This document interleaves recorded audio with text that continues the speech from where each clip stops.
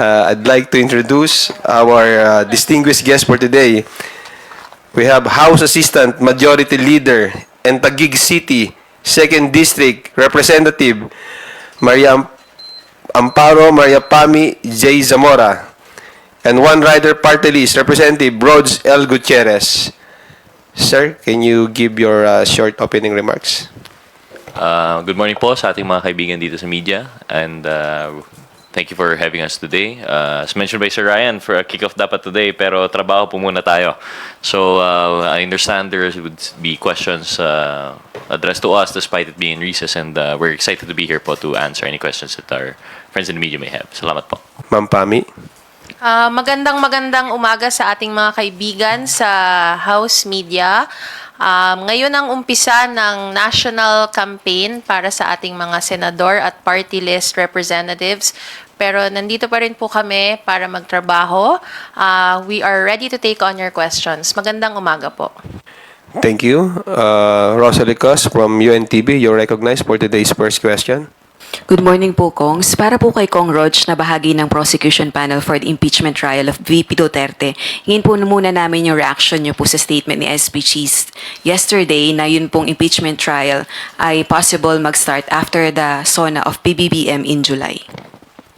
Well, I believe we have to take into consideration po no, na nagbanggit na rin po si SP Cheese Escudero yung kanyang sentiments po even prior to that statement yung tukol sa SONA. He already mentioned before that while the impeachment court is not convened, they might be able to do preliminary processes such as, for example, yung secretariat nila maghahanda pa ng kanilang rules.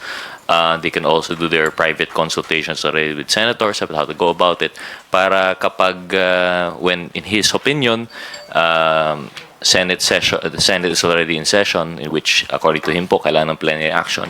Smooth na po yung daloy. So I think yung sinabi po niya na after SONA pa po yung trial, I think it was in reference to yung trial proper po, no? Yung general idea natin kung ano po yung trial, yung paglilitis. But the whole trial per se, there are now advancements. Since the last impeachment hearing, nabanggit nga po ni Senator ni SP Escudero na they might, depending on the secretariat, depending on the rules that are proposed, they might take up. For example, I think one thing that he mentioned was yung pagtanggap ng ebidensya in pre-trial by commissioners and yung actual pre-trial proper. These are things that could be done prior po. So I don't think kasama yun sa timeline na sinasabi niya na after SONA. But all of that said, I think yun po, I think that'll be a reaction. And as always, especially as a member of the prosecution team, we would not want to comment on the propriety of that statement, and we respect and we leave it to the senator judges po on how they see fit to convene po yung impeachment court. Hindi po ba kayo nasasayangan dun po sa ilang buwang paghihintay, I think almost 5 months, para po ma-resolve yung pong impeachment complaint? Kong Pami can also answer. In addition po on that, yung whether or not sayang siya, it would really boil down to po yung interpretation po talaga on the timeline that should be followed. I think the SPS made his stand very clear. Although we've heard varying opinions, we've heard even experts on both sides. On one hand po, may mga nagsasabi, and this is just a statement of fact po, no? That opinion. On one side, some would say that the inclusion of the word forthwith, ang ibig sabihin po nito ay agad. So this being a power under the Constitution that isn't legislative po, no? Dapat po pwedeng gawin kahit walang plenary action. But as mentioned, nagbanggit na po si SP Escudero ang kanyang opinion, and I would assume this would be the opinion of the rest of the Senate, na it requires plenary action like a legislative function. So whether or not sayang po yung 5 months, I guess what they're trying to say is their hands would be tied on that interpretation. So I think yun po yung proper context for taking into the consideration pag pinag-uusapan po yung timeline.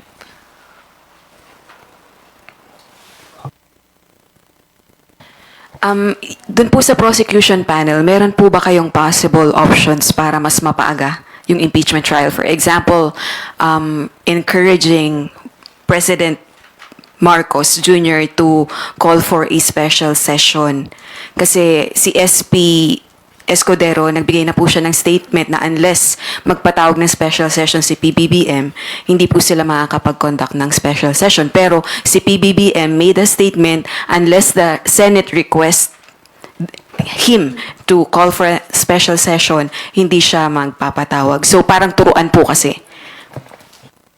Opo, to answer the question, firstly, ay hindi pa po pinag-uusapan ng prosecution team, but as a personal opinion, I don't think the prosecution team will make any moves in that manner. Hindi po kami mananawagan, only for the simple reason na ayaw po kaming ma-misinterpret as trying to unduly interfere or influence yung yet to be convened impeachment court. Kailan po maintindihan, we will be advocates po in that court. And of course, anything that we might say or do might be tainted with bias. So we'd rather it not come from us. But kagaya ng sinabi na po ni SP Escudero, nabanggit na po na siya, na he is of the opinion na pwede naman po mag-call ng special session ng presidente. Kahit ang presidente sa isang press con, sinabi niya na he may call a special session. So we leave it to them na lang po on that decision. But as far as we're concerned, that would be a call on their parts na lang po. Well, on my end, and on our end, kahit hindi naman ako part ng prosecution team, si Speaker Martin Romualdez has already said that Congress respects and will not pressure the Senate. Although there are many legal luminaries who are advising the Senate to start right away, and while some advise otherwise, but as far as the House is concerned, we've already impeach the Vice President, and so we will really leave it to the Senate as to when they will convene to become a trial court.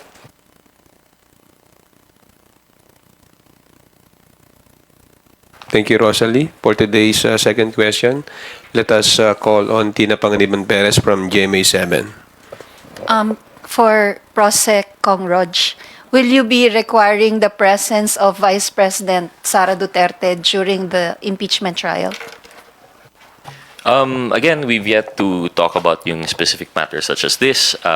Di pa po, wala pa na pag-uusapan. Not even yung usual na, like your question last time, wala pa po akong update, wala pa pong division of work, wala pa pong ganun details. But as for the calling of the witnesses, first and foremost, hindi pa po yun nabanggit na, hindi pa final. I can't say for sure if that we will call, although understandably it would be better for the it's actually the impeachment court will be able to, how do you call this, to mandate attendance naman po, no? But on the part of the prosecution team, definitely it would be better if the subject of the impeachment were there. If she were to be presented as a witness also by their defense, then we would have the opportunity also to cross-examine po, no? So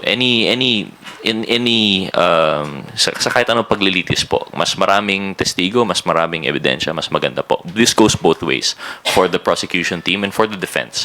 Para po para lumabas po yung katotohanan. Any additional evidence or witness would be welcome po. Sir, how much of the evidence is with the prosecution team already?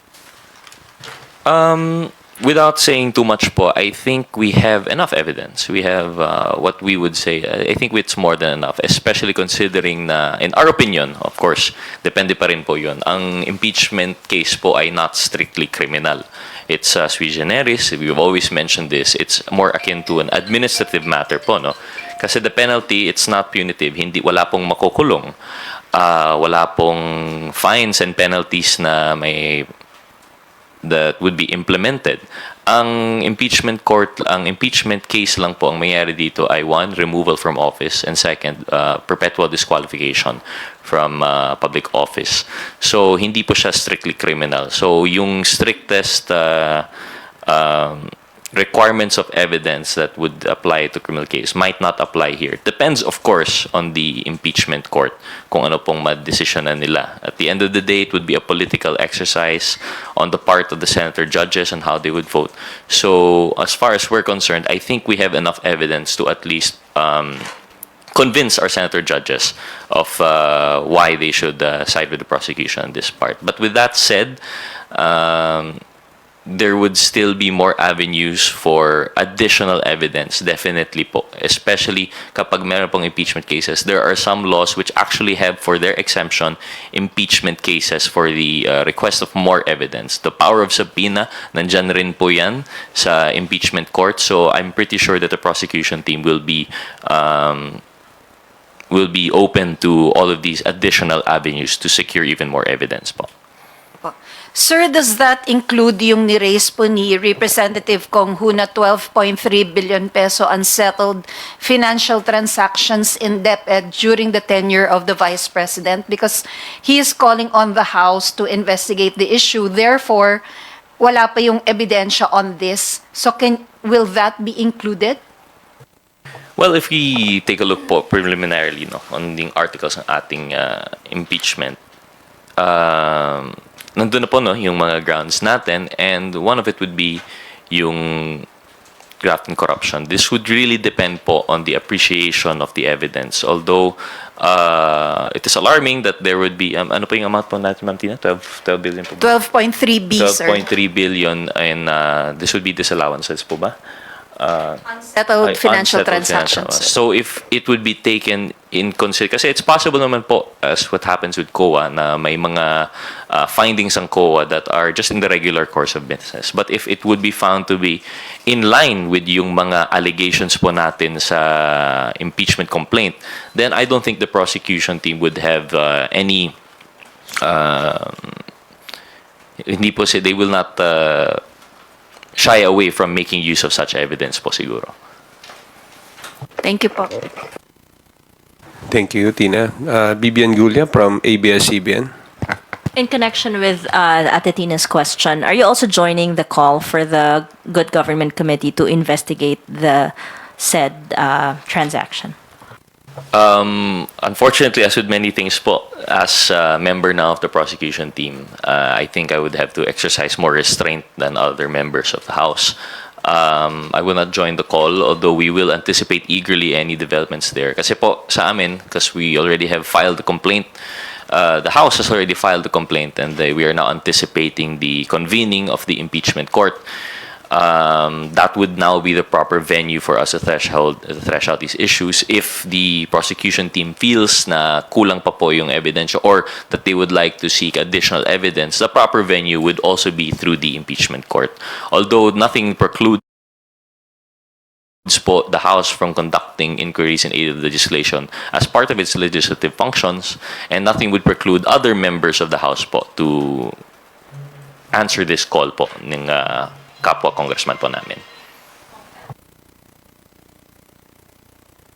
On whether we plan to bring this up sa Good Government Committee, yes, ma'am. In fact, napag-usapan na namin yan ng ibang members dahil sa proposal ni Congressman Kong Hun, balak po talaga yung talakayin sa Committee on Good Government. Also, Kong Rog, you mentioned that you have more than enough evidence for the prosecution on the impeachment trial of the Vice President. Why is there a need to request for the subpoena of the bank records? Well, you don't stop po just because you know that you have enough evidence. No? For as much as possible, you would like to establish, even if you have a strong case, any prosecutor would like to have an even stronger case.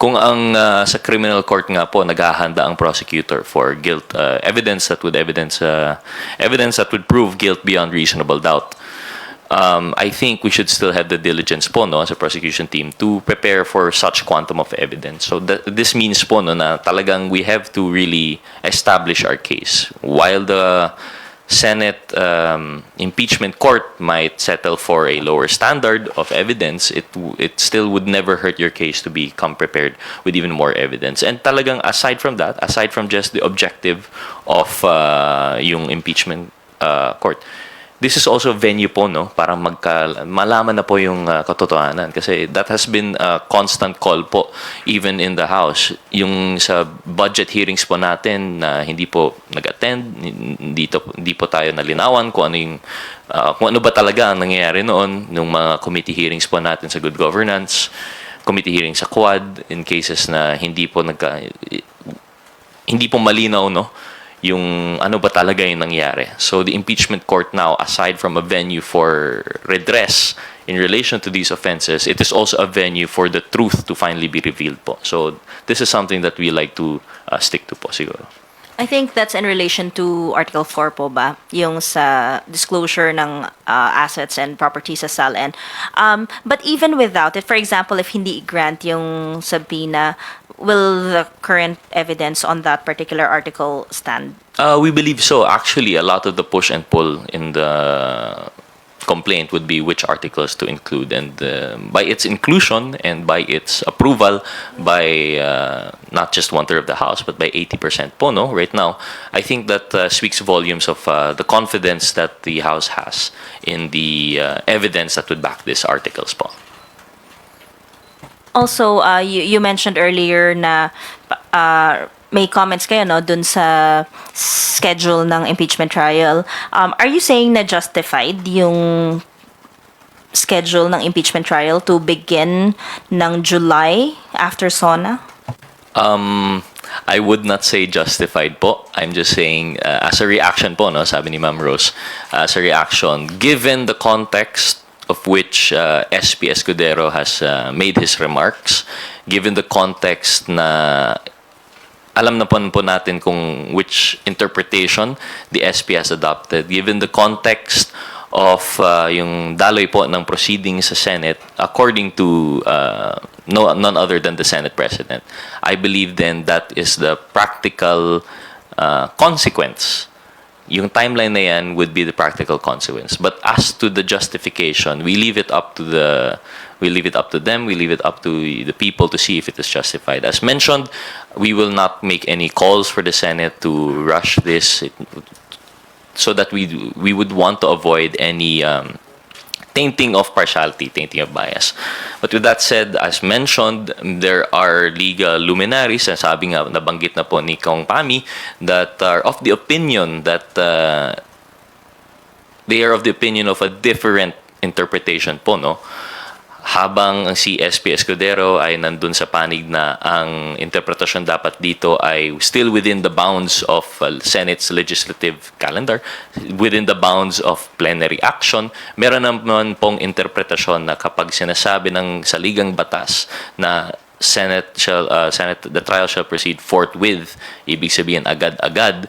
And given na meron rin na interpretasyon na hindi ito legislative function kundi constituent power, ito ay mandato at authority within the Constitution itself that they can implement independent of legislative functions. Then there is also that yun na po yung interpretasyon na it should follow a faster timeline. So with the justification, it would depend kung alin ang interpretation po natin. Pero yun lang po, I was just commenting on the context of which the statements were made. Having said that, kung July pa po yun, 20th Congress na po, is there still point for the members of the 19th Congress, prosecution panel under the 19th Congress to prepare for the impeachment trial? Well, gaya ng sinabi pa namin before, ready or not, dapat, here or not, dapat mag-ready na po kami. Whether it would be as early as March or whether it would be in the next Congress, the prosecution team will do its job, having been elected by the members of Congress in its constitutional duty to pursue this impeachment case. It would not be, hindi naman po siya sayang if ever, for whatever reason na halimbawa it crosses the 20th Congress and there would be a new set of prosecutors. We would be glad po na at least we've done our part, naka-ready na po yung ating articles of impeachment, naka-ready na po yung evidence, naka-ready na rin po yung mga witnesses that we would like to call, and we would happily pass it on po to the next batch if for whatever reason po. Merong mga opinions na dapat ba i-refile pa, i-resubmit ba? Or yung new Congress, pwede bang maghain ng panibagong, or parang sabihin sa Senate na wag na ituloy yung impeachment trial? May mga ganun po bang? What's your opinion on that? Ano mangyayari kung 20th Congress? Again, this would boil down to interpretation, but I think it's very clear po, no? Now that we have actually filed yung saligang batas, klaro naman po, the power to initiate impeachment cases is vested in the House. and this has already been done by the House. So we actually have pending impeachment complaint. So whether or not that could be stopped by the next Congress, I don't think it would be held by that. I understand meron pong interpretasyon na according to some legal luminaries na kapag tapos na po yung 19th Congress, no business can be carried over to the 20th. But I think that was another, based on the interpretation po, on legislative functions po. I think a case that was cited for that was Garciliano versus, I forgot the specific case. Pero when I read it, particular naman po yun that was regarding a Senate inquiry. Hindi naman po yun impeachment complaint. Hindi naman po yun na constituent power. So, I leave it to that po, no, kung ano yung interpretation po nila doon. Pero for me, personally, my interpretation is that continuing po siya. An impeachment case filed now can still be tried the next. And we have, although it's not strict in the strictest sense, our basis, but historically, maganda po yung unang-una, may experience po yung United States po dito.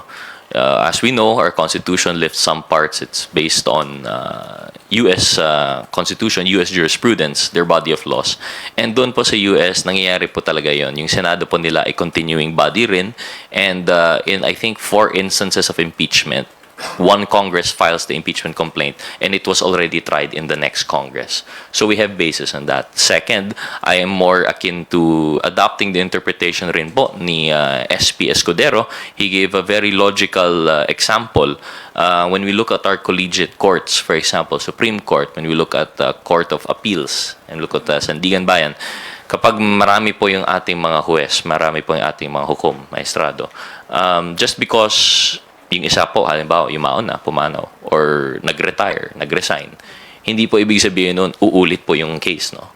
Tuloy pa rin po yung kaso. So I think these two put together would make more sense in the context of an impeachment complaint rather than yung refiling interpretation po. Thank you, Bibian. Next questions will come from Earl Tobias of IBC 13. Kong Pami, Kong Rod siya. Good morning po. On another topic po, House Majority Leader Manuel Dalipe, kinundin niya po yung pagpa-file ng cases against Speaker Romualdez and other House leaders dito sa cases na na-file sa pagpasa ng 2025 budget. On his words po, he said, any attempt to portray it otherwise is a clear distortion of facts and an attack of legislative process itself. Furthermore, sinabi niya rin po na parang diversionary tactic ito because more telling is the involvement of former Speaker Pantaleon Alvarez as one of the complainants. As a sitting member of the House during the deliberations of the 2025 GAA, he had every opportunity to raise objections, questions, and allocations. Your sentiments po. On my end, I'd like to clarify that it is anyone's absolute right to file any case, and it's very good that they filed so that it can go through the proper channels and that the House leadership will squarely face that. Having said that, I want to take note that it's very ironic that Mr. Alvarez barely participated in the non-stop budget hearings that we've had for the 2025 budget, whether sa committee level or sa plenary. Wala naman siyang ni-raise na concern. Bilang Assistant Majority Leader, parati po akong nasa session floor, bihira ko po siyang nakita. So, nandun na po yung chance sana na kung meron siyang sisilipin, meron siyang mga tanong, masasagot na sana noon pa. Additional lang po, no, siguro, not so much in the statement of Major Dalipe, but more on a comment lang po, no, on the nature that they filed. I think, of course, kagaya ng sinabi po ni Kong Pami, we would always welcome and respect everyone's right to seek redress, seek grievance before the court. Tama naman po yun kapag nakikita po natin na merong cause of action, pwede naman talaga tayo mag-file. Ngunit, important rin tanungin yung whys po, no? Sa tingin ko po, although we don't want to impute any malice on the part of those who filed, it's just really questionable. Ako personally, without going into the context po, no, na may prior redress naman po in the House na hindi naman po naitanong, yung pag-file mismo, I think if the question is really in relation not to politics but to the law itself, shouldn't it have been filed before the Supreme Court? regarding Rule 65 po. Usually, kapag may katanungan po tukol sa isang batas, ang redress po nandun sa Supreme Court, hindi po siya criminal. Kasi po, political function yung pagpasa ng batas, no? So, wala namang na-enrichment na alleged, I think, doon sa criminal nature that they are now filing. So, it's just curious po, no, on my part, bakit yun yung venue na pinili nila. And then, if we also look at the cast of characters, bakit I understand the issue is bycam, pero yung house lang po yung respondents, no? To which a member rin po si Kong Alvarez, like mentioned ni Kong Pami, that there would have been a prior, you could have questioned it naman before. So while we welcome po, no, I think it would have been better for the purposes, kung yung tanong lang po talaga yung issue ng mga blanco, it would have been better for the Supreme Court to rule on the procedures that the House would take, no? Na we stand by yung sinabi po ng ating leadership, we stand by po yung sinabi ni acting chair Kimbo na ginawa naman lahat to with authority ng BICAM. So if there's a problem with that authority, if it is flawed in any way, that should have been questioned rather than yung allegedly criminal act of filling the blank. So these are just some questions that I think po siguro na dapat may tanong ng taong bayan in relation to the context of the filing of that case po. Follow-up po, Kongs. Being that kayong dalawa po ni Kong Pami, you were active during the budget process then and the deliberations, mga plenary or sa committee hearing, would you think this filing of cases would gain traction, or at the end of the day, lalabas din yung katotohanan that the House did its duty well? Ako una sa lahat, gusto ko lang sabihin that the Speaker isn't even part of the BICAM. So, sana po nilinaw po nila yung kinasuhan nila. Kung tungkol talaga sa BICAM yung ang kanilang kaso, hindi po parte ng BICAM ang speaker. Pangalawa, ano yung tanong? Do you think magpa-progress pa po itong final nila? Well, we'll leave it to the courts para sa pag-andar nun. Ang House leadership naman, ready naman to answer anything at any time.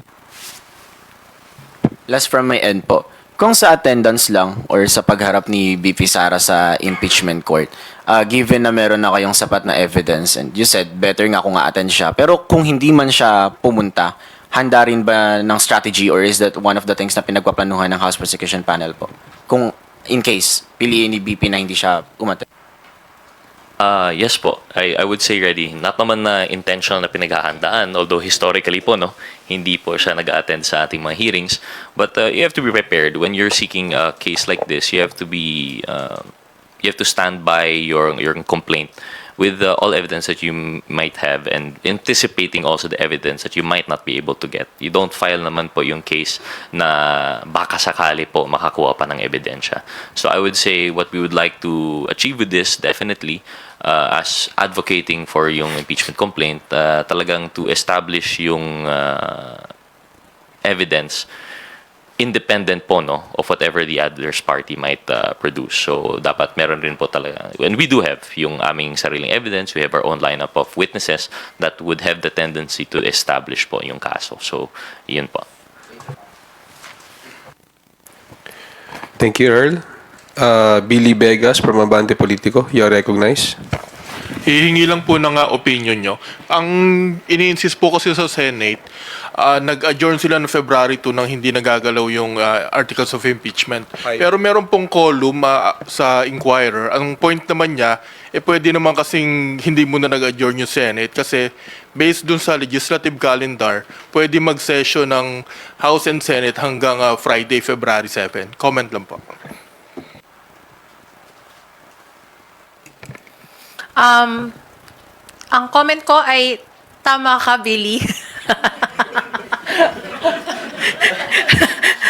Kasi base sa schedule, sa napagkasundo ang calendar of session ng third regular session, ang pag-resume ng session ay nagsimula noong January 13, 2025 at nagtatapos ng Feb 7, 2025. Natapos ang session, ang plenary session nila nung Feb 5, pero technically may panahon pa, may 2 araw pa po. Pero having said that, again, ginagalang natin ang kung ano man ang gagawin ng ating Senado. At on the end ng House, na-impeach na po namin si Vice President Sara Duterte.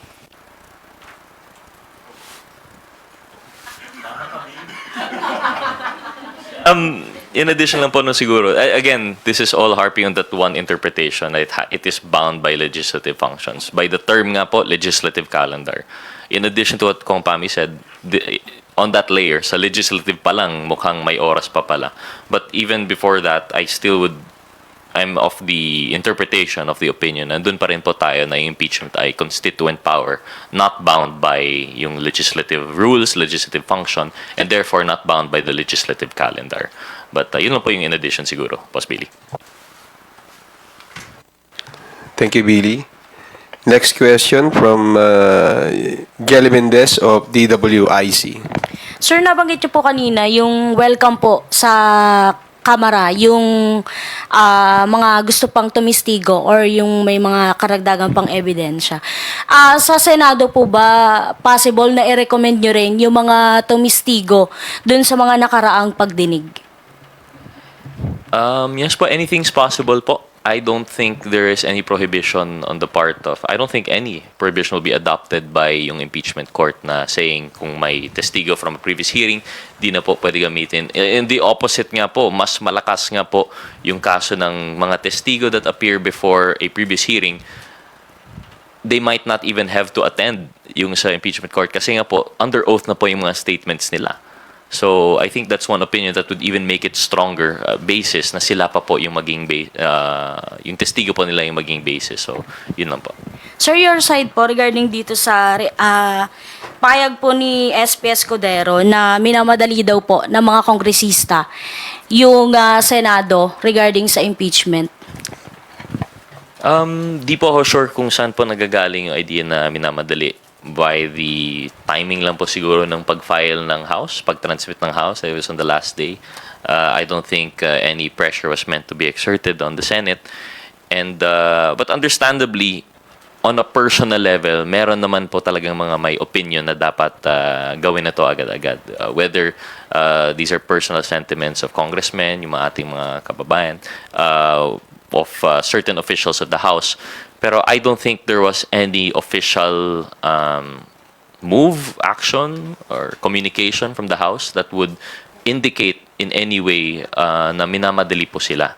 So, I'm not quite sure po saan po yung nagagaling. But I would understand po in a court of public opinion, parang baka doon po nanggaling yung sentiment na parang rushed po siya. Sir, yung payag naman po na hindi daw po magpapatawag ng special session yung Senado dahil hindi naman daw po special si VP Sara.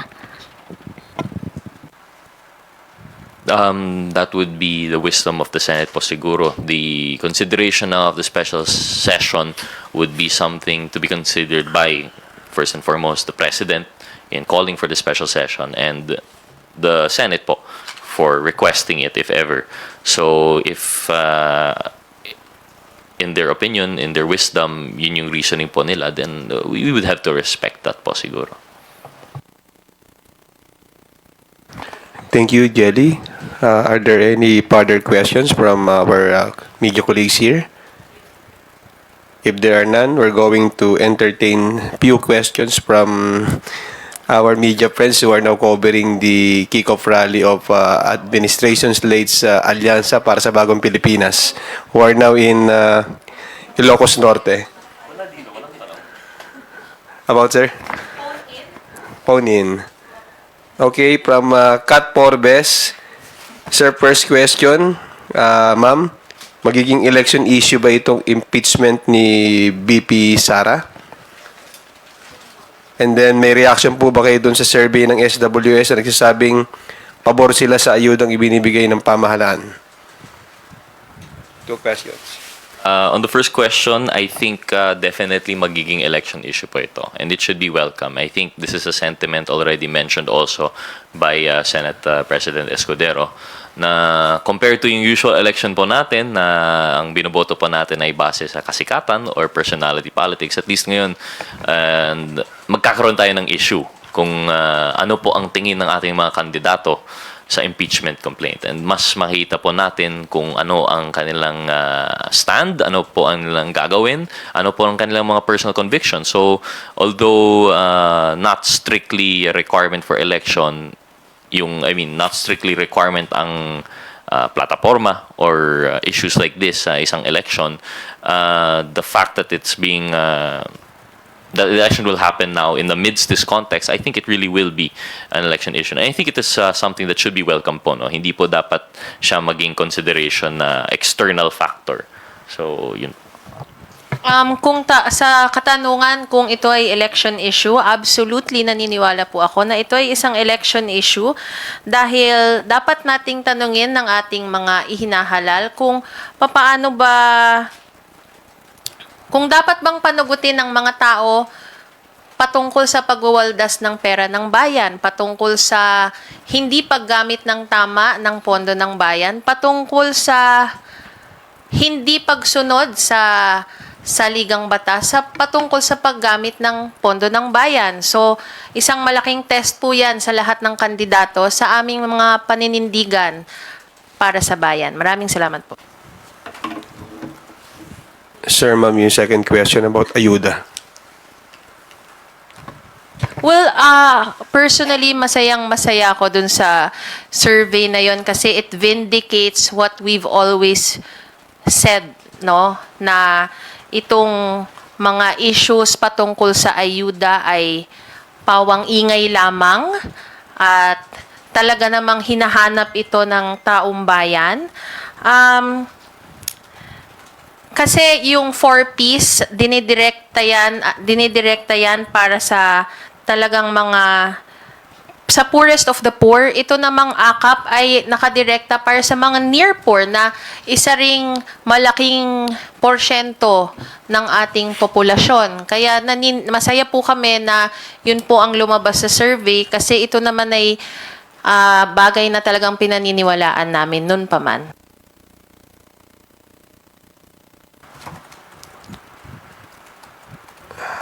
Thank you, sir and ma'am. Another question, last question from Gab Lalo of Inquirer Online.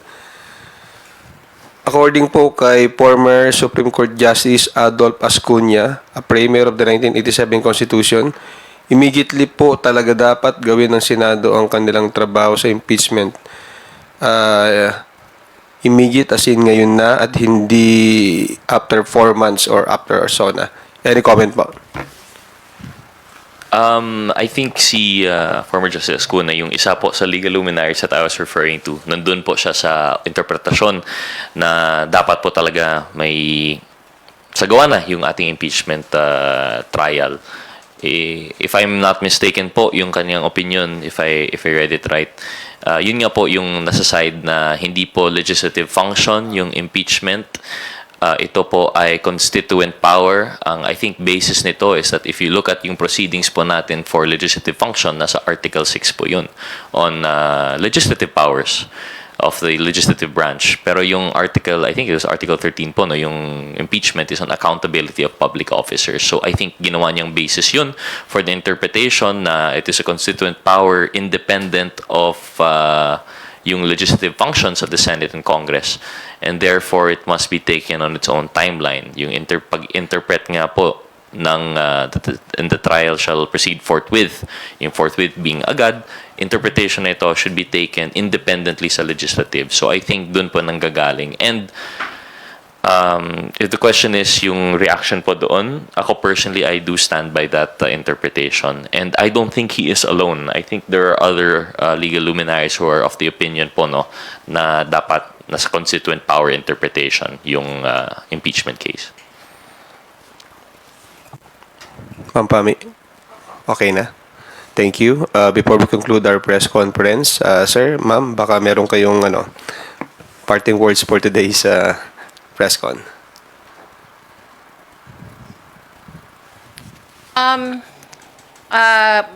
Una, maraming salamat sa ating house media sa inyong mga katanungan. hindi po porket tumigil na po ang plenary session ay tumitigil po ang pagtrabaho namin dito sa House. Tuloy-tuloy pa rin po kahit po panahon na ng kampanya para sa iba nating mga kandidato. Tuloy-tuloy pa rin po ang pagtatrabaho ng inyong mga House members. Maraming salamat. Likewise, maraming salamat po sa ating mga kaibigan sa media. Thank you for the opportunity. Sana po naisagot namin ang inyong mga katanungan. And I guess parting message kasi start na po officially ng election campaign na vote wisely na lang po, for everyone. Let's take everything into consideration.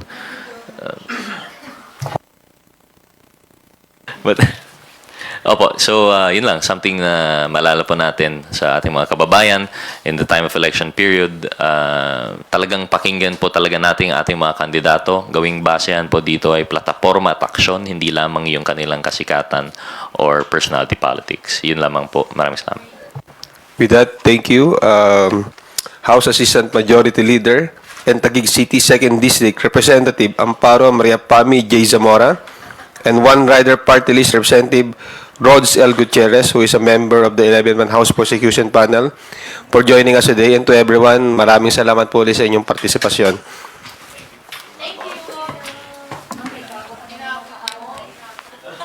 Thank you.